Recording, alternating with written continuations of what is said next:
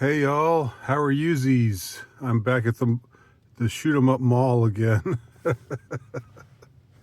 and about to go in and do some work. And I'm confident that no bullets will pierce my body, but we'll see. We'll just see about that. Well, I just have to talk about the elephant in the room. Uh, the the report from Kash Patel and Pam Bondi, the FBI and the DOJ, the intrepid forces of American democracy and law enforcement on the federal level, and their report that Epstein, he was a bad guy, but he worked alone. He totally worked alone. There was no blackmailing going on with him. He didn't have a client list. He wasn't, influencing anybody by compromising them in any way. And he did commit suicide, contra the CW and contra the meme. Jeffrey Epstein did not commit suicide. They say, yeah, no, actually he did. He did.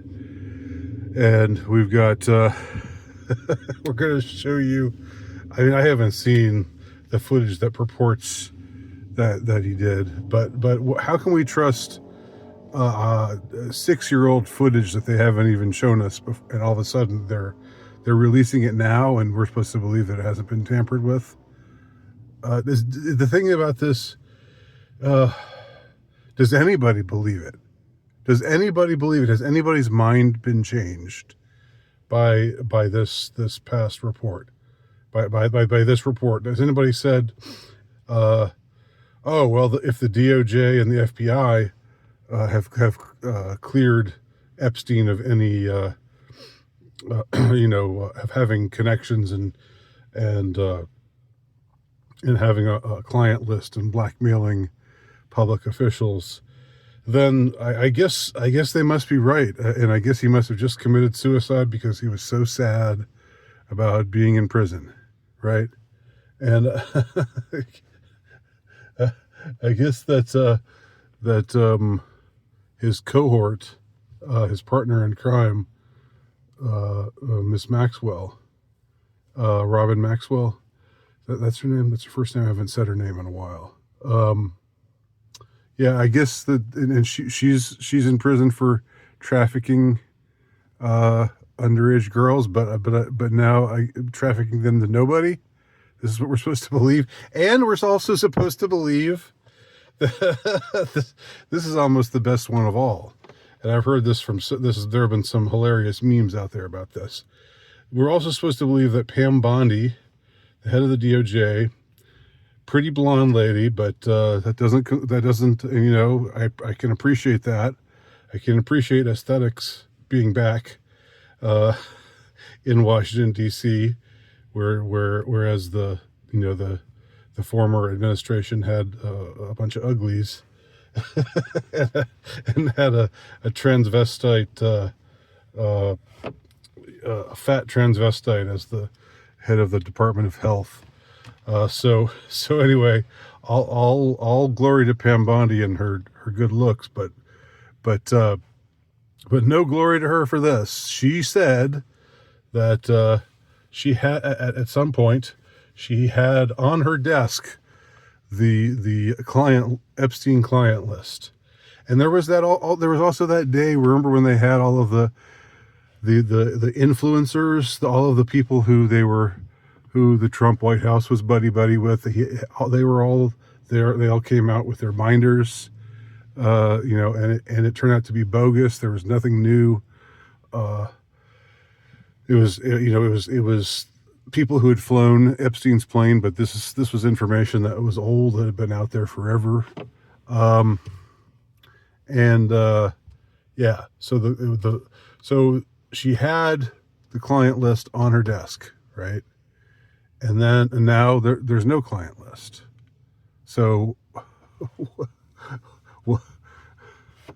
what's where did it go? Did it just cease to exist? How do you make anything? How can you maintain any kind of consistency in those two statements? And has anyone called her to task on that? Has anyone called her to task about that? And what has been her response, if they have? I haven't heard that anybody has. That seems like such a if you're a fucking journalist at all, there are certain questions that you maybe have to dig a little to, and then oh yeah, this would be a good question to ask now that I've done some research. But if somebody says, I've got this document right here, and then 2 months later says this document does not exist, has never existed. I mean, isn't that the time to say, excuse me, ma'am?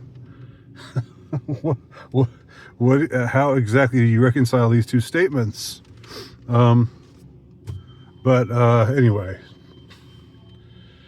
okay. Here's my thing about all of this. I'm, I guess outraged by it all, but I'm also not surprised by it all. I guess there were some people who thought that once we got Trump elected, he was going to do something about it. I never really thought that was going to happen. I always sort of thought, if this was really a high priority for the Trump administration, why didn't it happen the first time around? Why did it not happen when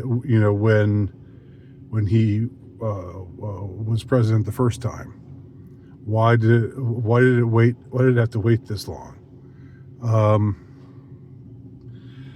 I guess that when did they arrested Epstein in 2019, and then a few months later, he dies mysteriously in his jail cell. And what was it that Trump said that about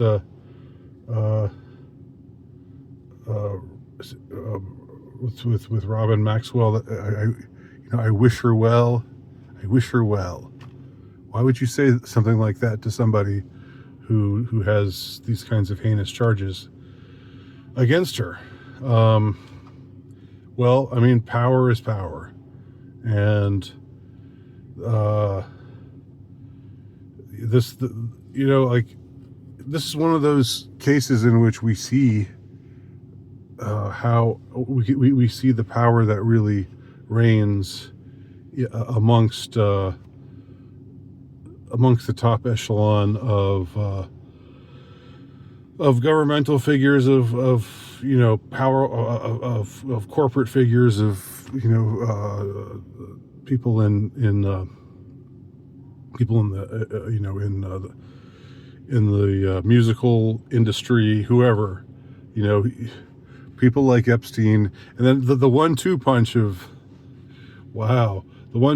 of Diddy getting off totally, with no repercussions, no legal repercussions, and then a couple days later, Epstein's just a lone wolf, and was not connected to anyone, didn't blackmail anyone, had no client list, and committed suicide in prison just because he was depressed. I mean, that if you're not convinced by now that the government does not have your best interest at heart, and is not representing you, but is being pulled, is getting its strings pulled by those who have clout and power, and probably who wield the weapon of blackmail. If you didn't believe that before now, if you're really disillusioned by this, I wasn't disillusioned by this, and I know I even didn't know if I should bother to even comment on it, but now I think it's something that I thought, well, I'd better say something about it. So I have. There's not all that much of interest that I've said here that people haven't said elsewhere, but still, it's one of those things, It's one of those things. Same old. Meet the new boss, same as the old boss, etc., and so on. It's not going to change until we have a real shift in power. And also, let me just add this, like, the more we see the illegitimacy of the power base and how the way that they rule rather arbitrarily, not by the Constitution, the more in people's minds vigilantism becomes justified. And I'm not saying that they're correct to believe that vigilantism is justified. I'm just saying that that's what they're going to think, that's what they're going to believe, and they're going to have reasons for believing it. The more they see that the ones who are supposed to be in charge of law and order and abiding by the Constitution, the more they see that that's all just a total, utter, complete farce, a bipartisan farce, farce all around. Anyway, what do y'all think?